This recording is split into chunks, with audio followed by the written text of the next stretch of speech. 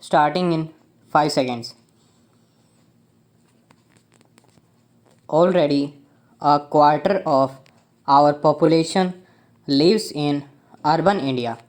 The proportion will rise to one third by the turn of the century and cross the halfway mark within a few decades thereafter. This major demographic trend needs not only to be recognized but also encouraged. What has gone wrong with our pattern of urbanization is not that there is too fast and furious a flood of people into towns and cities, as that the pattern of urbanization is unbalanced.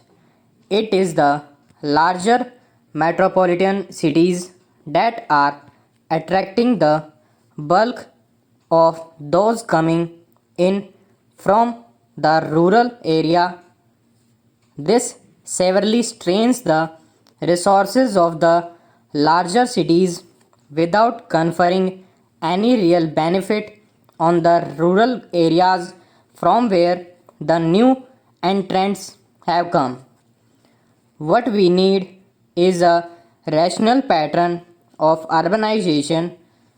We need to see small and large towns growing in every district, drawing the bulk of their population from the surrounding rural hinterland. That way, the talent and enterprise of the people will remain to a large extent within the district. Urbanization will be related to rural requirements. Urban settlement will cease to be isolated compartments. It is the compartmentalization of India into rigidly separated rural and urban settlements that has been the worst legacy of the colonial system of local self government. When 107 years ago the British introduced their system of urban local self government, the urban settlements of India had a very different role to play to the one we now envisage for them.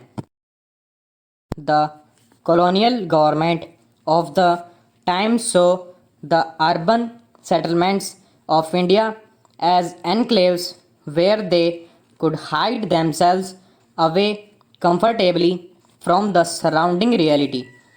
They assumed that drains and drinking water, street lighting, and street cleaning were needed only for themselves and their dependent. It was assumed that civic amenities are not for rural India. 5 decades into independence, the reality has changed, but the shell remains much the same. The law makes it obligatory to provide civic amenities for all recognized urban settlements, but the strained resources of the urban local bodies make it almost impossible for them to meet urbanization. It is also these settlements that will progressively and in phases serve as the focal point for industrial growth centers. Thus, we bring together the recommendations of the National Commission on Urbanization and our scheme of growth centers. Secondly, in the colonial system of municipal administration, there was no place for development planning and no role for development activities. When Pandit ji introduced Panchayati Raj to fill the rural vacuum left by the colonial legacy, he envisaged the institutions of Panchayati Raj as a crucial instrument of development. Although over the years the Panchayati Raj institutions have decayed, they have remained in concept at least a prime instrument of development. In contrast, the municipal bodies have withered but assumed no departmental role. The development of India is not possible without planning for development in our urban settlements as much as in our rural settlements. Indeed, planning at the crucial interface between the rural hinterland, the urban settlement will be the chief centers of accelerated growth. Accordingly, the first chapter of the bill we have tabled deals with settlements in transition from rural to urban. As it is, such settlement constitute the single largest category of settlements beyond the rural village. The present tendency in most part of the country is to classify such settlements as urban and take them entirely out of purview of the rural urban interface. We propose that instead of a growth of non viable urban local bodies at this end of the spectrum, local self government in the Nagar Panchayats partake of the flavor of both rural administration and urban administration.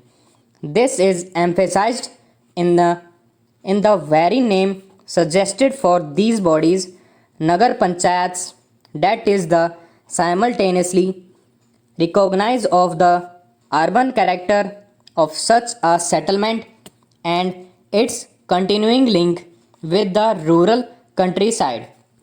More to the point, the powers and responsibilities developed on Panchayats draw both from the rural hinterland to activity that can best be undertaken in the transitional settlement.